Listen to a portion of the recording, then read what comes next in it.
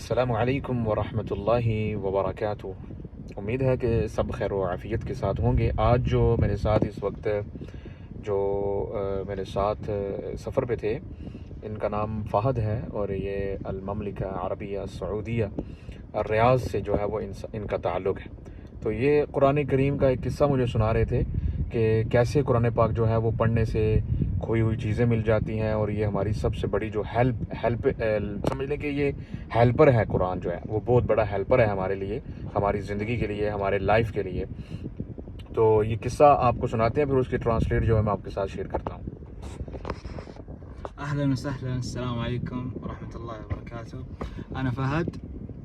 طبعا في آية من القرآن يعني أحب أحكيها للناس، يعني ضاعت مني أغراض وقرأت هذه الآيتين، يعني الحمد لله لقيتها، اللي هي تبدأ بسم الله الرحمن الرحيم: وأيوب إذ نادى ربه وأيوب إذ نادى ربه أني مسني الضر وأنت أرحم الراحمين فاستجبنا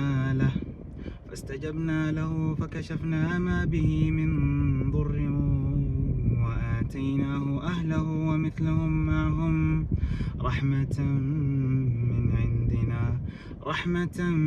من عندنا وذكرى للعابدين. هذه الآيتين يعني كنت أمشي وأنا أبكي وأدور أغراضي، سبحان الله ردها لي الحمد للہ۔ ماشاء اللہ تبارک الرحمن۔ یہ کہہ رہے تھے کہ میں بحرین کا سفر کر رہا تھا، تو میرا سامان جو ہے وہ بڑا قیمتی گم ہو گیا تھا، تو مجھے یہ آیتیں جو ہیں وہ میرے ذہن میں تھیں اور میں یہ پڑھنے شروع ہو گیا۔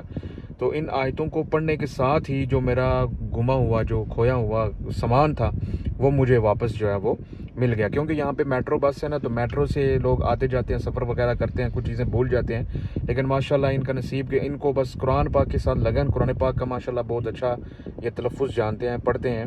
تو لیکن ویسے یہ فٹ بالرز ہیں، یعنی یہ کھیلتے ہیں، فٹ بال کا ان کو شوق ہے، یہ کھیلتے ہیں۔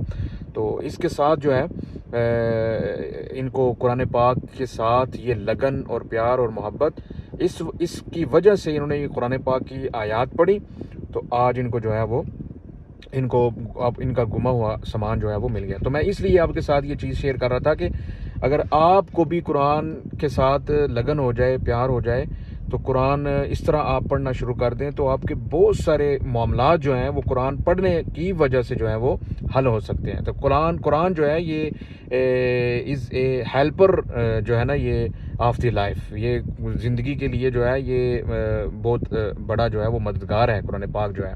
تو لہذا اس لیے یہ چیز میں نے آپ کے ساتھ شیئر کی ہے۔ تو اس طرح امید ہے کہ انشاءاللہ آپ کے ساتھ جو قرآن پاک، آپ کو پتہ ہے میرا مشغلہ بھی قرآن پاک پڑھنے، پڑھانا، سیکھنے، سکھانے کے حوالے سے ہی ہے۔ تو امید کرتے ہیں کہ انشاءاللہ تعالیٰ آپ بھی یہ آیتیں دو یاد کر لیں۔ سورۃ الانبیاء ہے، پارہ نمبر 17 ہے۔